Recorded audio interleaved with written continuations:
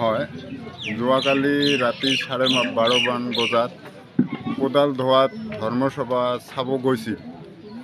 আহি থাকোঁতে ৰাতি 12:30মান বজাত কিবা কয় আমতলি টাৰ্ণিঙত গাড়ীৰে দুৰ্ঘটনা হয়। গাড়ীত কেইটামান ল'ৰা আছিলে, এই গাড়ীখন বাগৰি যাই দুৰ্ঘটনা হয়। দুৰ্ঘটনাত এজন ৰহিমুল ইছলাম নাম ল'ৰাজনে মানে স্পট ডেড হৈ যায় আৰু লগতে আৰু 4টা ল'ৰা এতিয়াও মানে ফাৰ্ষ্টত কোকৰাঝাৰ লৈ যোৱা হৈছিল। কোকৰাঝাৰ চিভিল হস্পিটেলৰ পৰা কিবা কৰিছে বঙাইগাঁও ট্ৰেন্সফাৰ কৰিলে, ৰেফাৰ কৰিলে লোৱাৰ আছামত। তাৰপিছত লোৱাৰ আছামত এতিয়ালৈকে চিকিৎসাধীন হৈ আছে।